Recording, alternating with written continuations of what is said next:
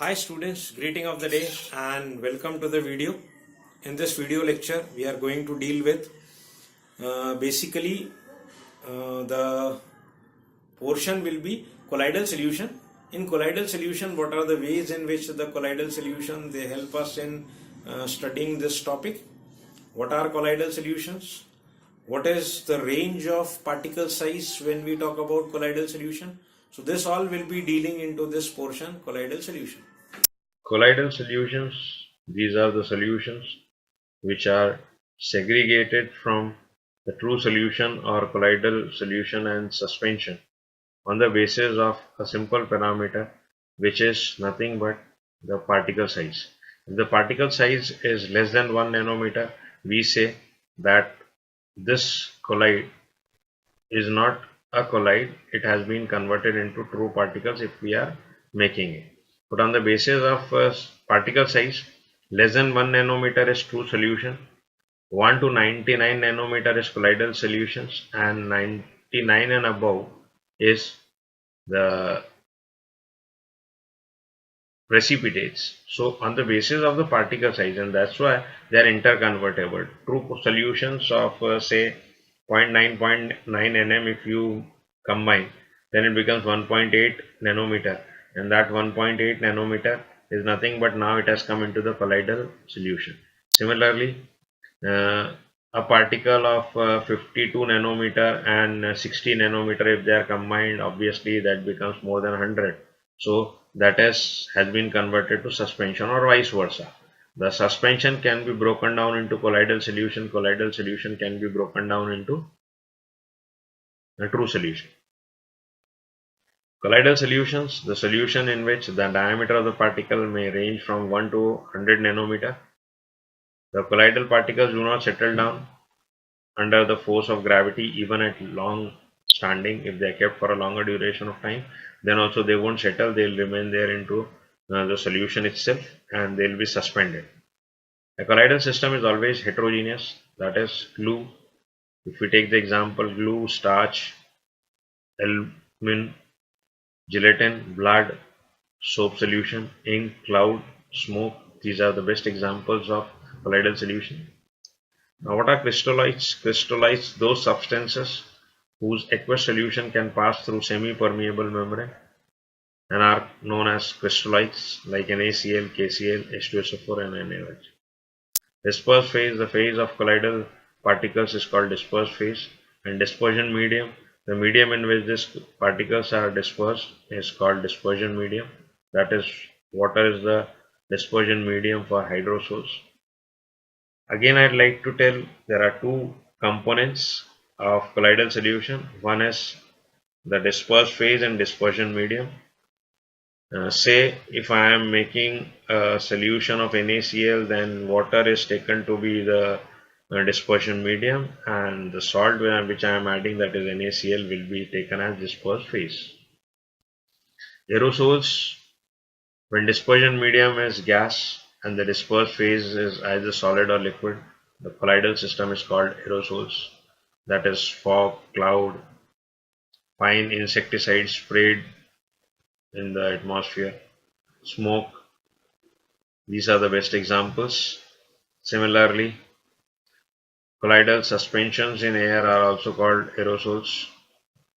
So aerosols are those sols which are in the medium of air. If it's water, then if dispersion medium is water, then we say hydrosol. If it's air, then we say aerosol. Sols. When dispersed phase is solid and dispersion medium is either solid or liquid, the colloidal solution is known as sols. For example, paints, starch dispersed in water, gold sol, muddy water, ruby glass, gemstones, they are considered to be the sols. These are the best examples. Now coming to gels. When dispersed phase is liquid and dispersion medium is solid, such colloidal systems are called gels, that is cheese, butter, boot polish, etc. We are having plenty of gels nowadays. All the toothpaste which we are using, they are in the form of gels. So this gel we have taken in the examples of types of solutions too, where The liquid is considered to be less in quantity and the solid is more in quantity to form a paste, and that is known as a gel. Emulsions. Liquid-liquid colloidal dispersions are called emulsions, like milk, emulsified oil, and medicines. That's why you might have seen students is written on plenty of syrups and plenty of medicines where the emulsion is there, that shake well before use, because two components are there and they are in two different liquids. If they are not dissolved properly, then if one is the liquid which is one of the component and the other is a solid has settled and the liquid is on the surface. If you take the medicine without shaking it, then what will happen? Only the liquid will come into use and that will go into your body and will be giving only the impact of that liquid, while the solid particles which are at bottom of the bottle won't go into your body, and there will be a variation and you won't be able to get cure because the medicine has not, that component has not gone into your body. So the basic parameter is to shake the medicine properly so that this liquid-liquid colloidal dispersion, which is in the form of emulsion, can mix properly and can be used by the body. Now, lyophobic salts, those colloidals which are solvent hating or which have a phobia. Phobia means fear. So if a fear is there, a hate is there, then we say it's lyophobic source. In these colloids, the particles of dispersed phase has no affinity for the dispersion medium. They are not easily separated. They need stabilizing agents to preserve them. They are irreversible. Examples, if we take of lyophobic salts, the colloidal soul of gold, silver, ferric hydroxide FeOH whole thrice, and As2S3. These are the best example of lyophobic salts. Coming to lyophilic salts, these are defined as colloidal solutions in which the particles of dispersed phase have great affinity for the dispersion medium. They are self-stabilized because of strong attractive forces operating between the suspended particle and the dispersion medium. They are reversible souls, and these souls have rather a affinity, as the word philic says affinity. Phobic is fear, philic is having affinity. So they have affinity towards the solution and henceforth they are known as lyophilic souls. The solid obtained after the evaporation may be recovered to the colloidal solution simply by simple agitation. Examples of such salts, if we talk about gum, gelatin, starch, albumin, other proteins in water, solutions are lyophilic salts. Coming to hydrosols, so the colloids in water are called hydrosols, or they are also known as aquasols because aqua is also a term used for water, or hydro is also used. So either of the two, that is hydrosols or aquasols, they are nothing but the colloids which are made in water, or the dispersion medium is water and dispersed phase may be solid, liquid or gas. Alcosols, colloids made in alcohols are known as alcosols. Similarly, colloids made in benzene, they are called benzosols. Hydrophilic sols and hydrophobic sols. Hydrophobic, if we talk, if dispersion medium is water, in lyophobic sols, they are called hydrophobic sols. They are also called suspensionoids. As a disease is there, you might be aware of the fact that a disease is there, hydrophobia.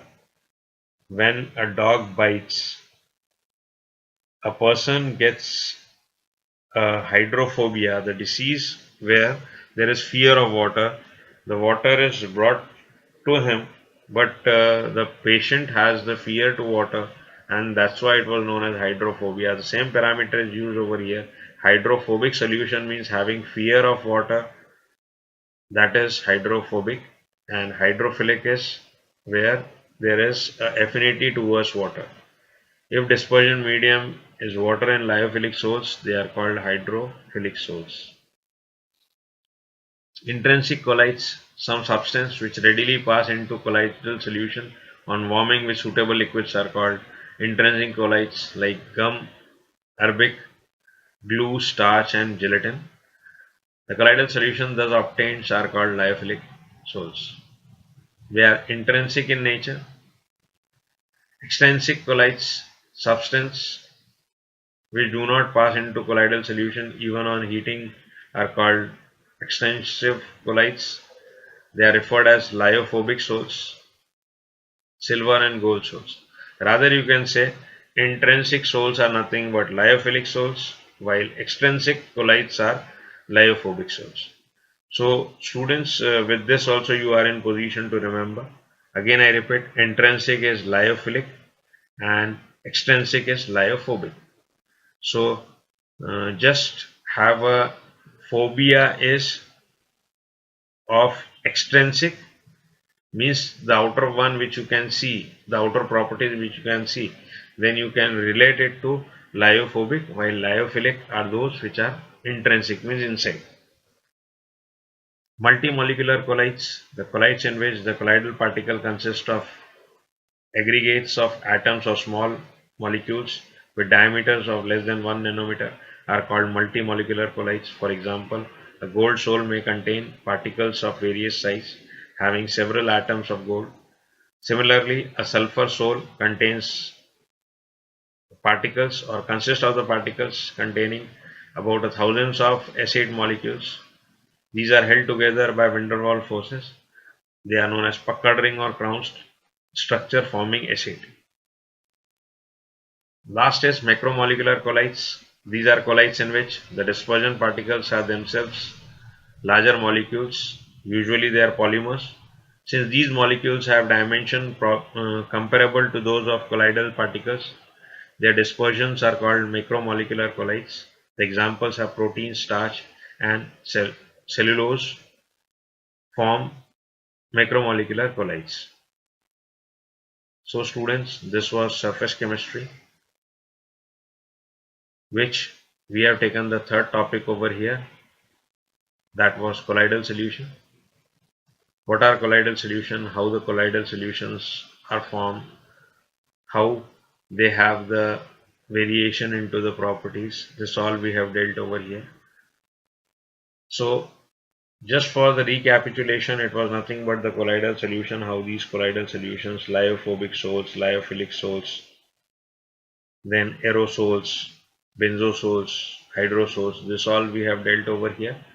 So have a proper revision of it and use this video because that is made for you people to have a proper revision, to have proper study of your syllabus. Once when the teacher has taught, you go with this video, have a revision, your concepts will be clear to a larger extent. If there are doubts, then my email ID is given. You just mail me, you'll get the answer to it. There are plenty who are mailing daily, so you can use that service too. So have a proper revision of it. Take care of yourself and bye.